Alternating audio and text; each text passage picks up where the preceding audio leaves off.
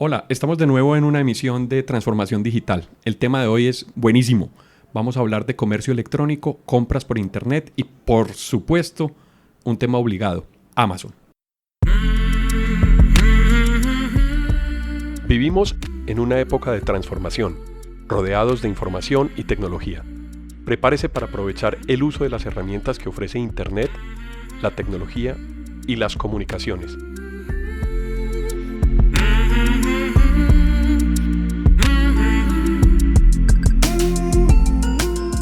Conózcalas y aprenda cómo usarlas mejor. Bienvenidos.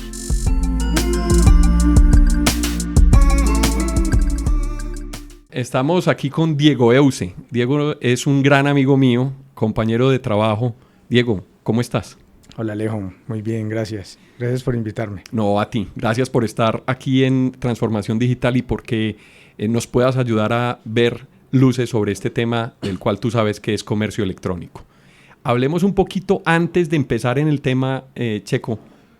¿Cuál es tu experiencia? ¿Qué experiencia has tenido para llegar a trabajar con comercio electrónico?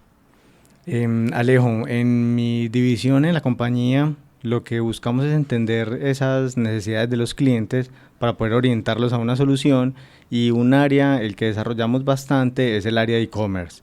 Entonces, para el área de e-commerce hemos estado analizando diferentes herramientas en el mundo, y no solamente las herramientas, sino todos aquellos que se dedican a hacer e-commerce para poder orientar a nuestros clientes colombianos. Pero antes no siempre fue así.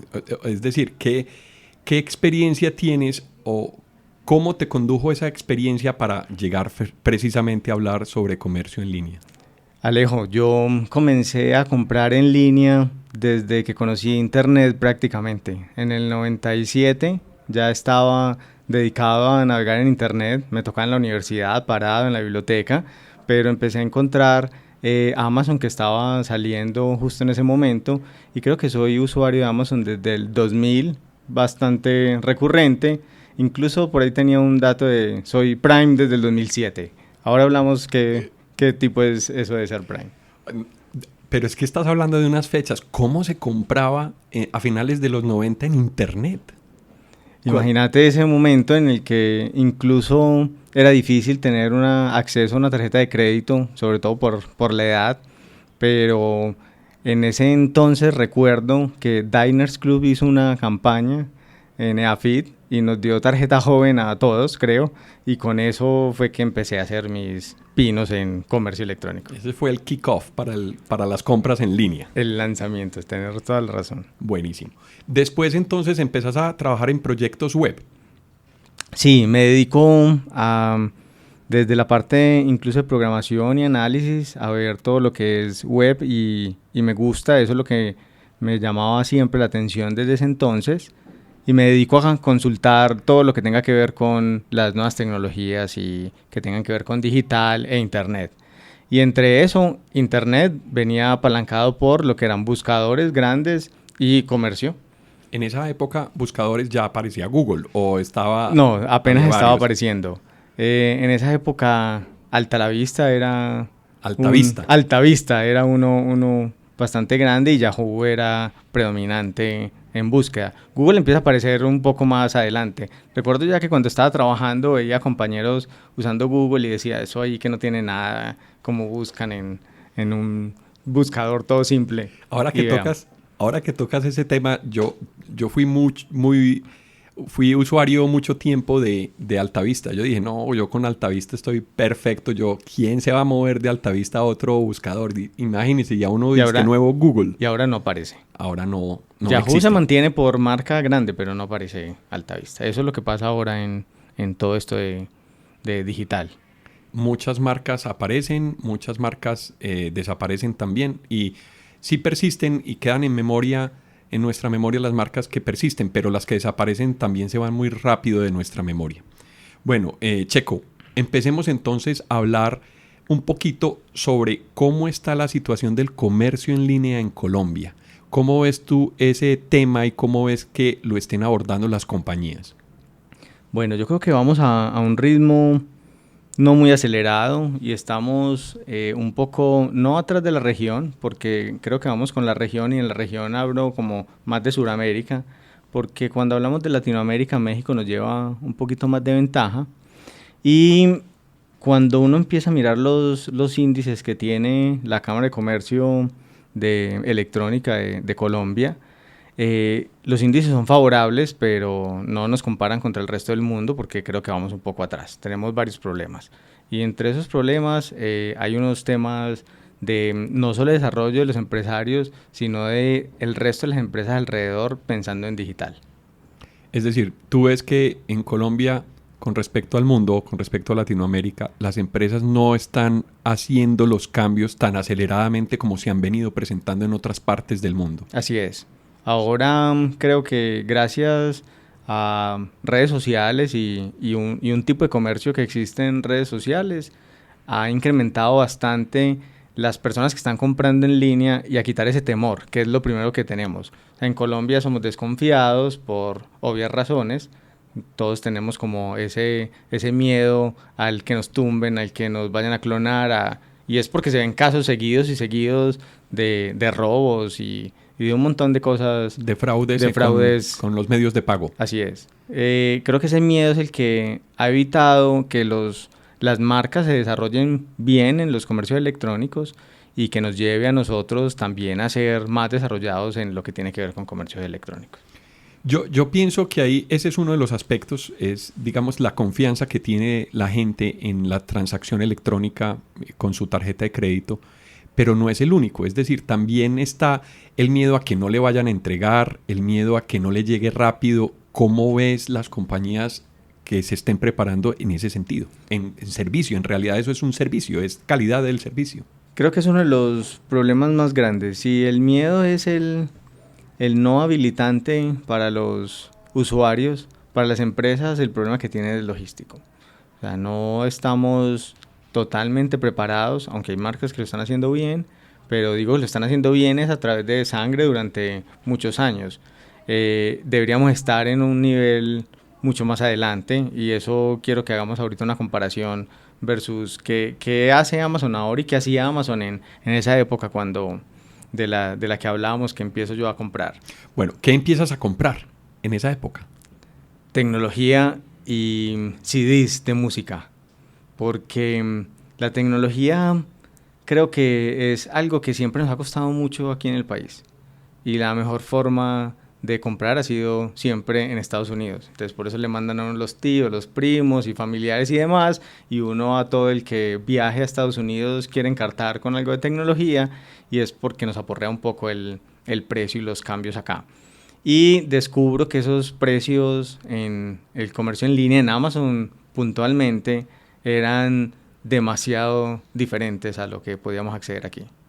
Es decir, ya veías una ventaja en precio comparado con las compras que podemos hacer aquí localmente.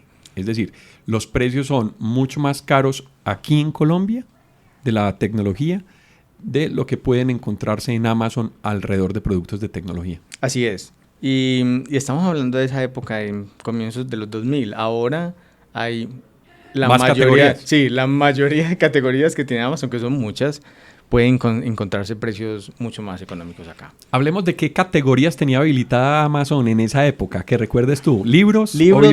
Música, tenía algo de instrumentos musicales, porque tenían en ese entonces una como alianza con Musician Friends, que es una página muy grande de instrumentos musicales, y de tecnología no todo, pues algunas cosas, no habrían grandes appliances ni nada de eso, pero sí todo lo que tuviera que ver como con computadores, mouse, periféricos y demás. Electrónica de consumo. Electrónica de consumo. Bueno, el cambio ha sido radical en categorías, es decir, ya casi que vemos muchas categorías habilitadas en comercio electrónico y puede comprar uno jabón de ropa o jabón de lavar platos. Es impresionante la cantidad de categorías que tienen y eso es lo que ha hecho que la ventaja en precios se siga moviendo. ¿Qué es lo que ha hecho Amazon a través del tiempo? Es crecer no solamente el canal, porque comenzó siendo el distribuidor directo, o sea, el de conseguir los productos para vendérselos a los demás, ahora ser la plataforma en la que las personas llegan a comprar y le ofrece el servicio a los que están vendiendo para poder que vendan. ¿Eso qué hace? Que los que venden el mismo producto empiecen a hacer una guerra de precios o empiecen a buscar cuál es su, digamos, precio adecuado para poder competir versus el resto de competidores en ese marketplace y Amazon propiamente. Bueno, pero vamos por partes porque ya empezaste a mencionar marketplace.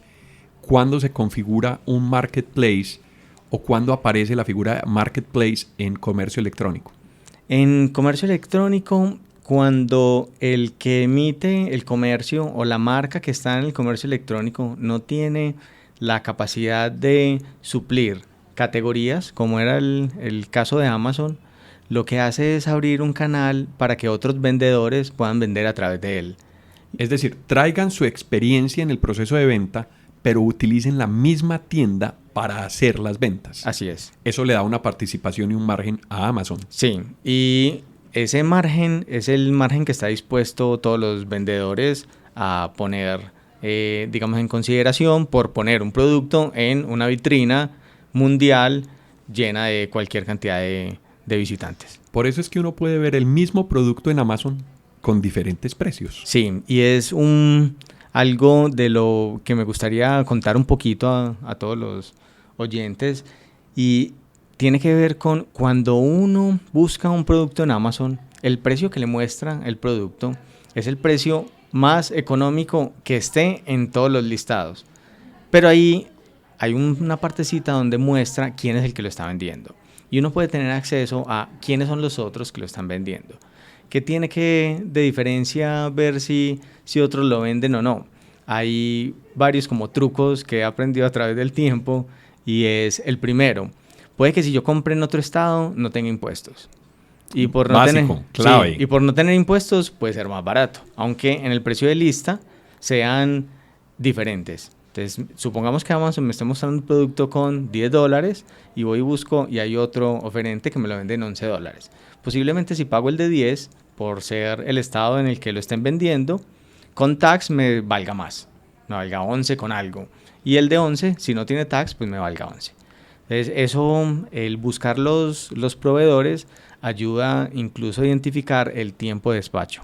Hay muchos proveedores que vienen de China, hay mucho comercio chino que está montado en el marketplace de Amazon, y hay productos que se demoran mucho tiempo en llegar, pues basados en que es el más barato. Entonces uno puede buscar que no solamente sea el más barato, sino también que lo distribuyan desde algún estado que sea un pronto despacho. La tienda también me puede dar confianza. Es decir, si yo encuentro el producto de una marca y es la misma marca la que está vendiendo dentro de Amazon, eso puede ser también un indicio de que tenga mejor precio. Claro, así es. Y no solo el precio, sino el soporte y el respaldo. Claro. Si bien Amazon está respaldando a todos los vendedores y uno puede a través de Amazon hacer los reclamos y demás, es mucho más confiable cuando uno conoce la marca que le esté vendiendo. Por supuesto, y puede tener uno adicional al proceso de compra, tener prelación o garantías, por ejemplo, mucho más fácil con el vendedor, porque está uno seguro que además de que le compró a Amazon, está la misma marca detrás del proceso de venta. Así es. Ese es uno de los temas, yo creo que grandes en Amazon, y es que esa diferencia de precios y ese juego de precios le ofrece a todos los visitantes, pues primero, obviamente mejores precios a cada momento, pero también un stock, por no decir ilimitado, un stock muy amplio. Porque si se le acaba un proveedor que es el barato, seguro que está el otro que está vendiendo y sigue él siendo el más barato. O sea que la disponibilidad se garantiza para en ese momento para esa compra. Sí, hay muy poquitos productos en Amazon que yo haya visto que no se encuentre stock. Son productos de pronto muy particulares que solo lo tiene un vendedor y ponen a disposición de las personas. Si hay un stock limitado, hay una información como un label donde dice, ojo, solo hay 5, solo hay 4, para poder que lleguen a comprarlo. Bueno, ahí empezaste a mencionar cómo compras tú en Amazon, ¿sí? Que es un tema muy interesante, porque saber comprar es poder tener de pronto más prelación en ciertas cosas. Por ejemplo, en impuestos, hablaste específicamente. Háblanos un poquito de la experiencia que has tenido tú en compras con impuestos en diferentes categorías. Por ejemplo, yo he tenido muchas ventajas comprando tecnología, porque la tecnología en otros estados, como por ejemplo en Seattle, es decir, en Washington, no tiene impuestos cuando van a despacharse a otros estados o por fuera. Entonces, ¿cómo empiezas a entender la relación de esos vendedores con los impuestos y cómo se puede dar uno cuenta que eso ocurre? Hay dos cosas que tenemos que juntar un poco ahí, y es no solamente los impuestos, sino el tiempo de despacho. En el tiempo de despacho, yo empecé buscando primero quién era el que me podía despachar más rápido, quién se demoraba menos. Y Amazon empieza a hacer un nivel de servicio adicional, y ahí es donde ahora mencionaba algo de Prime, que es si uno se vinculaba a ser Prime, un usuario Prime de Amazon, todos los ítems que se compraban iban a llegar en 2 días en Estados Unidos. El primer beneficio. Ese era el primer beneficio. No vamos a hablar de todos los beneficios de Prime, pero ese entendiendo de lo que miramos ahora de los impuestos. Entonces, cuando empiezo a ver que hay unos artículos que pueden llegar más rápido que otros, empiezo a buscar qué pasa con cada uno de los artículos, y me doy cuenta que cuando agregaba artículos de diferentes vendedores, me empezaba a cambiar el precio en el carro de compras. Y unos tenían tax y otros no tenían tax. Entonces empiezo a hacer filtros de, a ver, si metí estos dos, cuál sí tiene y cuál no. Amazon anteriormente permitía ver, antes de uno pasar el proceso de checkout, como un precalculado de cuánto te iba a costar el producto a una dirección específica que uno tiene, digamos, como principal. Entonces con eso empiezo a entender que efectivamente hay unos vendedores que tienen impuestos o no. Y me empiezo a investigar y me doy cuenta que, claro, uno pensaría que es bastante obvio, pero cuando uno piensa en Estados Unidos no piensa en estados como nos pasaría aquí en Colombia, que el impuesto es para todo el país. En Estados Unidos el impuesto es por estado. Entonces, cada estado tiene una tasa de impuesto diferente, y si hay un vendedor de ese estado, está vendiendo normal con el impuesto del estado, y pues uno puede aprovechar que hay estados que no tienen impuestos para algunos ítems particulares. Entonces, bueno, ese es el segundo componente del valor total del artículo. El primero es el costo como tal del artículo. El segundo es el impuesto. Y hablaste también sobre Prime.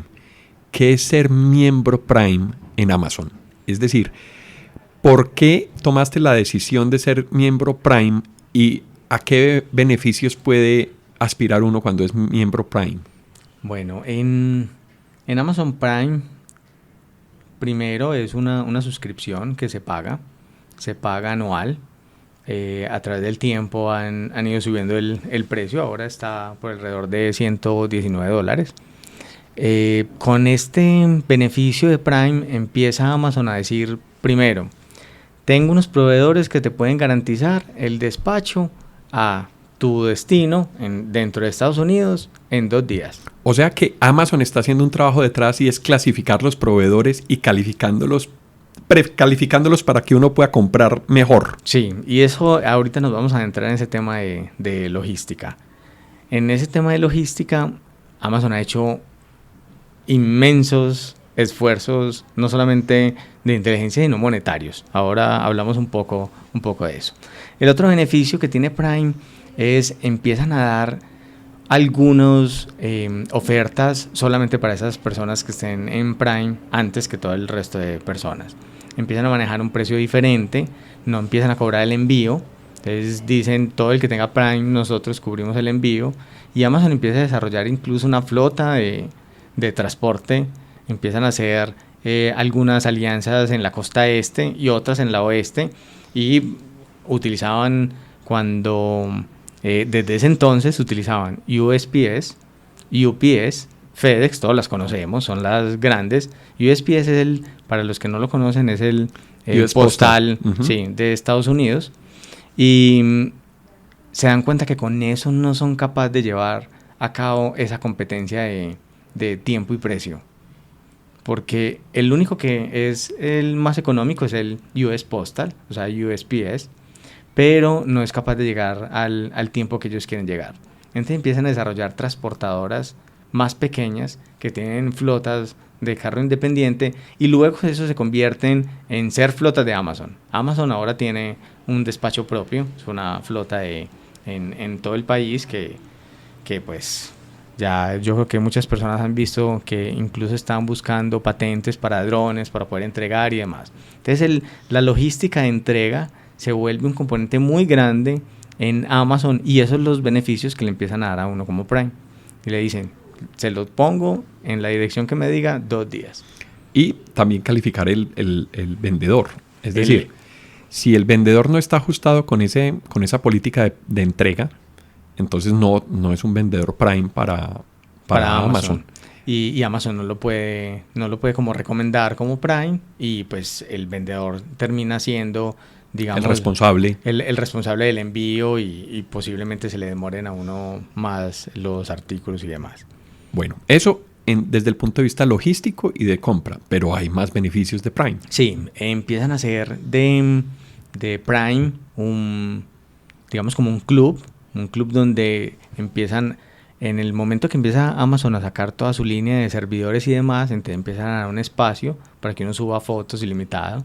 La persona que tiene Prime tiene una capacidad de fotos ilimitada en un servidor de Amazon.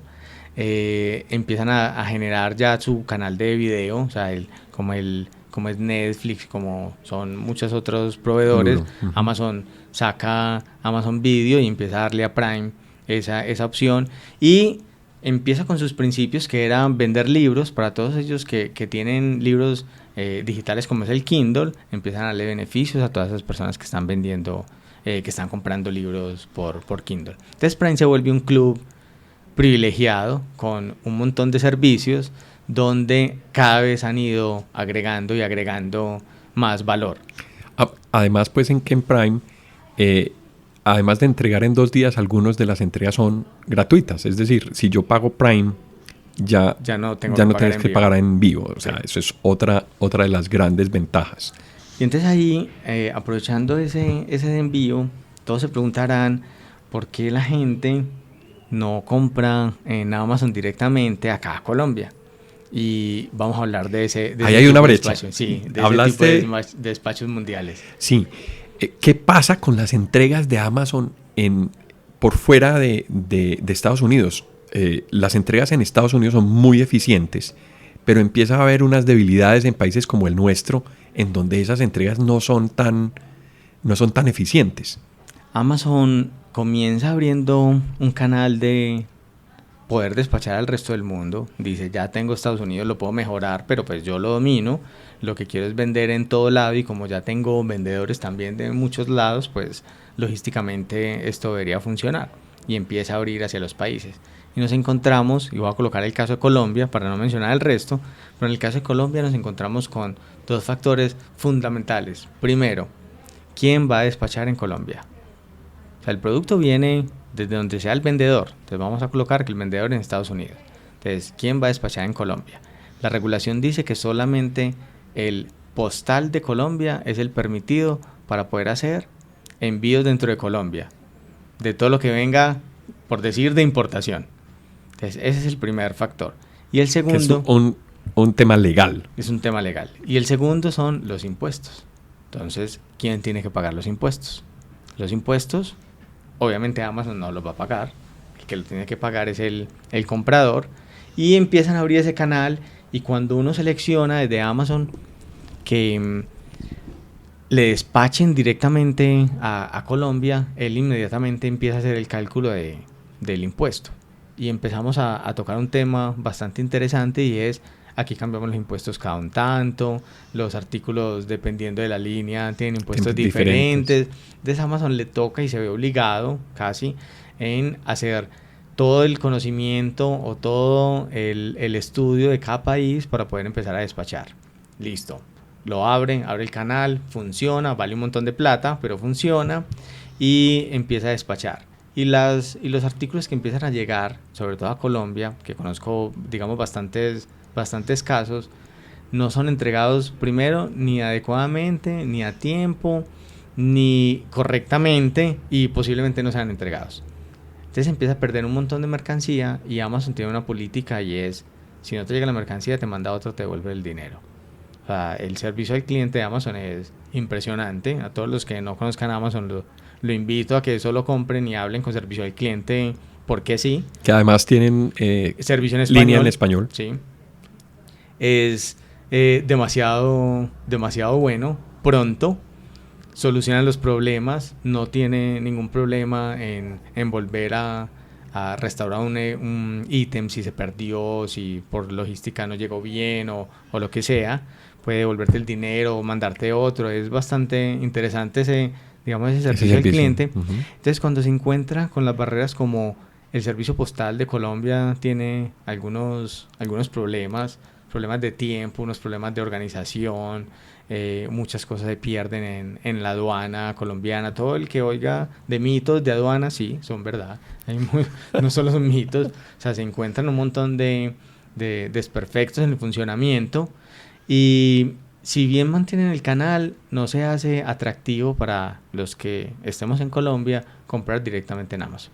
O sea, se vuelve un precio casi igual y con casi el mismo tiempo que podría estar comprando yo algo en Colombia. Ahora hablamos del tiempo. Sí, el tiempo es importante, pero lo que tú dices de precio es clave. Es decir, ¿por qué voy a comprar en una tienda que está fuera de Colombia si el producto que yo tengo en la tienda en Colombia vale lo mismo?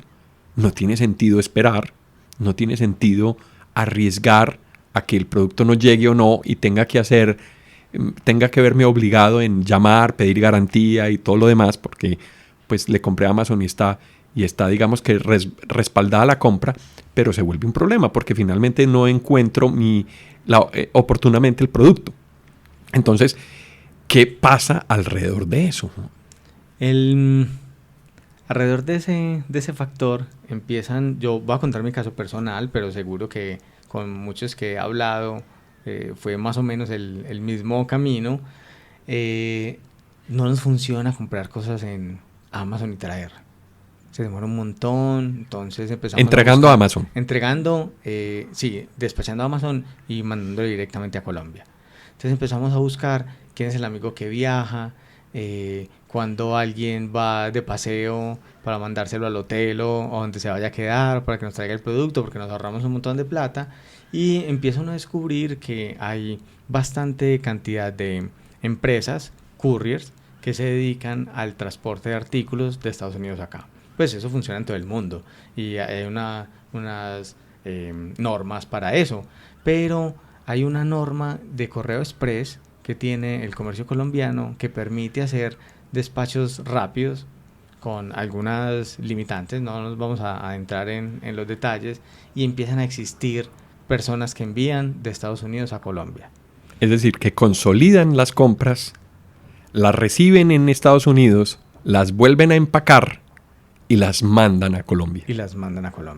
Y descubro yo eso en algún momento y empiezo a buscar quién es el mejor postor, quién es el que tiene la libra más barata, el que me despacha más rápido, el que no se demora tanto en llegar de Estados Unidos acá. Ese es un proceso de ensayo y error. Sí, ensayo y error para poder llegar con una persona o con una compañía que en realidad sí sea seria y que cumpla con las mismas políticas o las mismas características de entregas de Amazon y de calidad. Así es.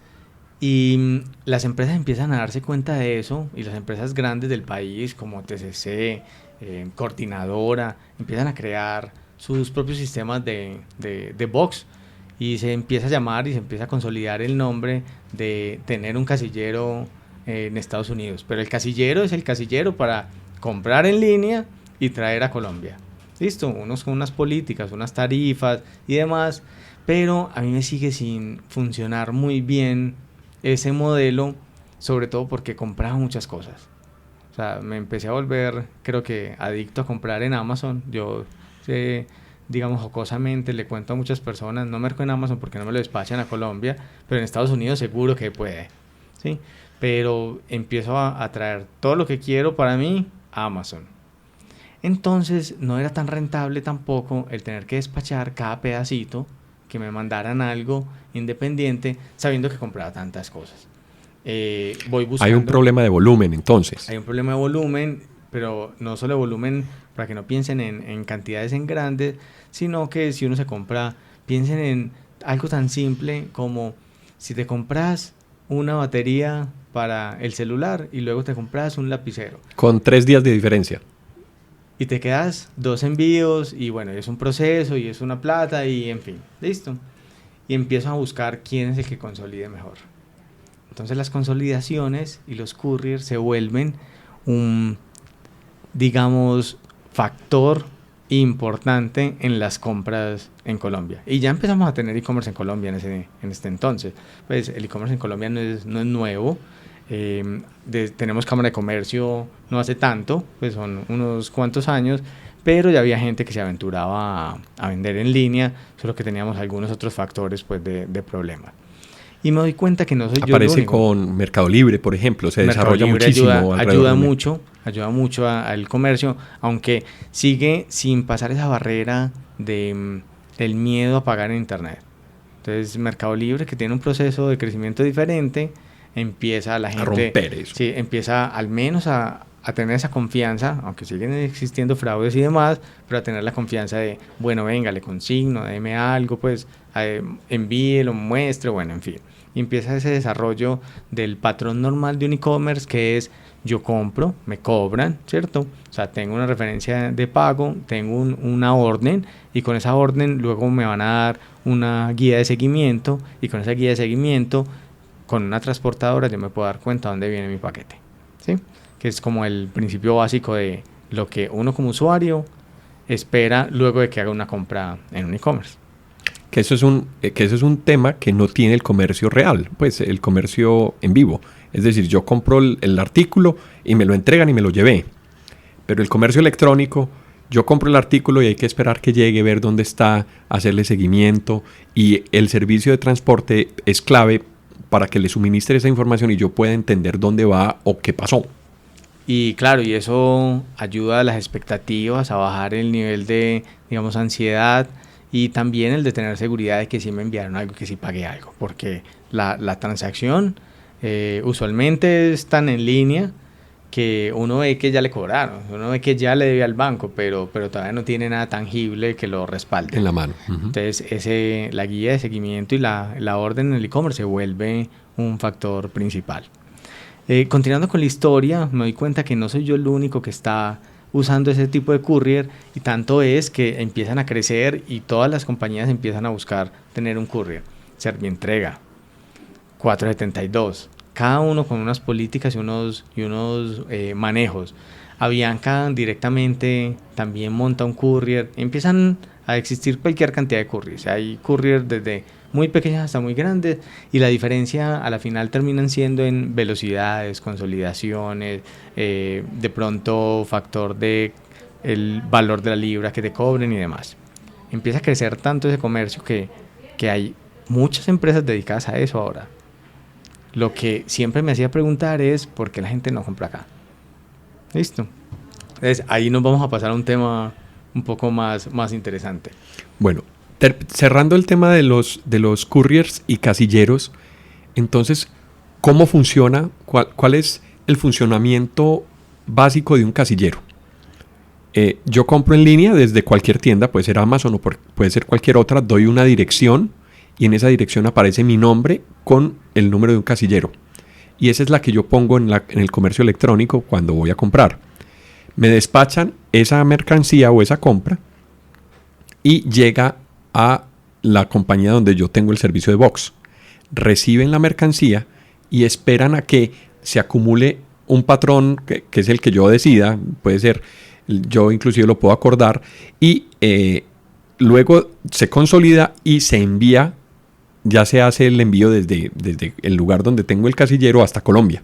Sí, normalmente casi todos los casilleros tienden a ser en Miami, y supongo que es por tema logístico, que es un poco más cercano pues al país, pero ese funcionamiento básicamente es ese que describiste, Alejo, con diferencias. Algunos sí consolidan, otros no consolidan, otros cuando llega despachan, así sea el lapicero o así sea 3 lapiceros independientes.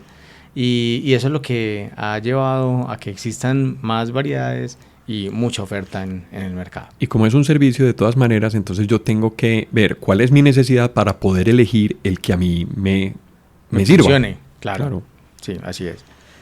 Y yo creo que son muy populares los casilleros. Y por eso decía ahora que me hacía preguntar, o sea, son tan populares es porque muchas personas estamos comprando por fuera, por medio de casilleros, a traer acá. Y el casillero, como decías, una vez me vinculo con el casillero, me dan una dirección a la que envío.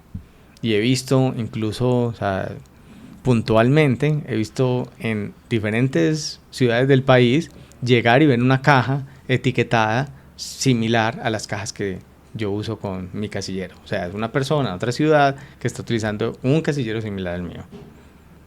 Muy bien. Bueno, empecemos a hablar de los tiempos de e-commerce colombianos. Es decir, cómo han venido evolucionando y qué ha venido pasando a través de esa evolución. Sí, Alejo, mira, directamente desde la Cámara de Comercio Electrónico de Colombia, hay unas cifras que dicen que en el 2017, me estoy devolviendo 2 años, 2017 versus el 2016, en Colombia aumentaron las transacciones digitales el 24%. Todo el que oiga eso dice, no, vamos como un tiro, o sea, estamos creciendo al 24%. Al 24%, pero nunca muestran la cantidad de ventas que se hacen. Porque en la cantidad de ventas seguimos siendo muy poquitos, como mencionaba al principio, comparados con muchas partes de Latinoamérica. No significa que seamos el peor, estamos bien, vamos bien, pero vamos a un ritmo diferente. Ese aumento en las transacciones ha llevado a que sea un poco más obligado para los comercios electrónicos a dar un mejor servicio. Y el problema es ese, el problema es el servicio, no tenemos un servicio detrás. Aquí sí uno necesita enviar un paquete, mensajería normal, corriente, de una ciudad a otra, principal, de Medellín a Bogotá. Lo más rápido que hay es un día. Y hay que pagar bastante. Todo el mundo sabe que enviar cualquier cosa dentro del país tiene un costo. Entonces, a las marcas, ese comercio, digamos esa figura o canal de comercio electrónico, se le empieza a volver un poco más costoso. Por 2 razones. Una, o deciden asumir el envío, el costo del envío al usuario de su mercancía, o se lo ponen como un factor adicional para que ellos lo paguen. Si uno está en una ciudad principal, y es mucho lo que pasa, no quiere pagar más de 10.000 pesos por un envío. Es más, si estoy en Bogotá y voy a comprar para Bogotá, seguro que el envío me va a costar lo mismo que si comprara para Medellín. 10.000 pesos. Voy a colocar un valor estándar para un artículo, una prenda de ropa o demás. Y mencionando prenda de ropa, son los pioneros dentro del país. Todas las marcas de moda son las que se han aventurado más a tener esa vitrina o ese canal de e-commerce, y son los que más problemas tienen adicionales. Eso heredado de las ventas por catálogo, porque tenemos unas ventas por catálogo muy desarrolladas en el país. Ahí, haciendo esa comparación incluso con ventas por catálogo, el factor apremiante en las ventas por catálogo es poder sacar todo lo que la gente está pidiendo para poder hacer un despacho solo consolidado. Mientras que en el e-commerce no funciona así. La persona que compra quiere que le despachen ya 3 de la tarde, 7 de la noche, 1 de la mañana, a la hora que compre quiere que despache. Entonces eso obligó a las marcas primero a mejorar su bodega y todo su entorno logístico, porque los despachos tienen que salir sí o sí. ¿Cómo? No sé, en algún momento. Y empiezan a buscar todas las empresas quién es ese operador logístico que los va a acompañar en el crecimiento de un canal digital como es el e-commerce en Colombia. No son capaces las empresas de competir todavía a un nivel como el que hablábamos de Amazon Prime, que es capaz de dar un producto en 2 días en un país que es no sé cuántas veces más grande que Colombia, pues por lo menos unas 10, 15 veces, no sé, es enorme. Estados Unidos es enorme. Si uno piensa solamente que si compras algo y un proveedor está en California y lo compras hacia Miami, que es donde normalmente están los casilleros, y es capaz de llegar en 2 días, en Colombia cualquier cosa debería ser capaz de llegar en 2 días, y no es lo que pasa. Normalmente en los términos y condiciones de todos los comercios siempre está pues como su promesa de valor, y estamos hablando de 5 días, 7 días incluso en algunos, 9 días incluso en algunos otros, y creo que no somos capaces a esta velocidad que vamos en toda esta transformación digital de esperar ese tiempo. Es decir, no estamos preparados desde el punto de vista logístico para asumir las entregas en lo que podemos tenerlo en Estados Unidos. Y sobre todo en lo que está esperando ahora los consumidores. Ahora nosotros somos consumidores del mundo. Y en consumidores del mundo queremos que nos atiendan de igual forma si estamos comprando en China, en Estados Unidos o en Colombia. Y lo de menos, lo de menos es, si yo voy a comprar en mi local, esperaría que no se demore tanto tiempo como cuando compre en Estados Unidos y lo traiga. Y es algo que no estamos todavía logrando adecuadamente. Hay fenómenos como, por ejemplo, que ocurren con las compras en línea, es que en Colombia yo puedo comprar en línea, tengo un precio diferenciado y puedo ir a pasar a recoger el artículo que compré a la tienda. Esa modalidad no es muy, pues, no es comercio electrónico en realidad. Exacto, pero es una modalidad que lo tienen las grandes tiendas y las grandes superficies en Estados Unidos, sobre todo por las distancias que las personas tienen que recorrer a la tienda. Es preferible como comprar online, mirar y simplemente cuando sea propicio pasar y recoger. Y tuvimos que implementarla en Colombia debido a que no somos capaces de tener primero un inventario separado y pues manejar un bodegaje especial solamente para ese canal digital, y lo otro es la inmediatez de lo que las personas están buscando. Como no somos capaces de hacer esa distribución, pues muchas marcas se han buscado esa forma de vender y funciona. Eso creo que ha aumentado. Funciona en ventas. Funciona en ventas, claro. Eso ha aumentado las ventas y ha aumentado el que exista unos porcentajes de crecimiento altos en el país. No significa que estemos llegando a el e-commerce como debería ser, digamos, tradicional, lo encierro yo entre comillas. No es que exista una forma de hacer e-commerce tradicional, solo que nos apoyamos con ese gran vendedor, y por eso arrancamos hablando de Amazon, y es Amazon va en la punta de todo lo que tenga que ver con ventas en línea. Es el que ha ido explorando, abriendo camino, evolucionando, incluso incursionando en diferentes áreas. Nos ha marcado un referente con una vara muy alta, y es el que deberíamos apuntar, y es lo que no estamos haciendo aún en Colombia. Yo creo que vamos a tener oportunidad ya de hablar un poco más de detalles en relación a las compras en línea, como por ejemplo la tecnología que utilizamos, cómo se hacen las páginas web o los sitios web, qué hay de logística detrás de esa planeación. Es decir, una cantidad de detalles, las mismas herramientas de sistemas de información, es decir, sistemas operativos, bases de datos, administradores de contenido, CMS, por ejemplo. Pero yo creo que el día de hoy hemos tenido un inicio sobre comercio electrónico muy, muy, muy grande. No sé si tengas algo que decir como al final de este podcast, como para la gente alrededor de compras en línea o de comercio electrónico. Hay varios puntos que me gustaría dejar a todos los oyentes, y es el primero: no tengan miedo de comprar en línea. Tenemos canales muy seguros, así sea en Estados Unidos o en Colombia. Es solo cuestión de buscar bien y leer quién son la página, que tengan un certificado de seguridad, pues al menos informarse y no comprar en cualquier página que aparezca en internet o en alguna publicidad. Comprar en Colombia es algo que paga, funciona, siempre y cuando estemos dispuestos a buscar o esperar lo necesario, pero se puede lograr. Segundo, el aprovechar la vitrina y la cantidad de ofertas que existen digitales versus el ir a medirse, ¿sí? O sea, si uno de pronto no conoce una marca, pues la mejor forma de conocerla es de pronto ir al almacén y medir y saber cuáles son sus tallas, pero de ahí en adelante puede ahorrar mucho tiempo haciendo compras en e-commerce digitales. Y el tiempo es no como estamos acostumbrados de ir a comprar el regalo el día antes, porque no nos va a llegar, pero sí lo podemos hacer con anterioridad, sin necesidad de desplazarnos ni gastar mucho tiempo en eso.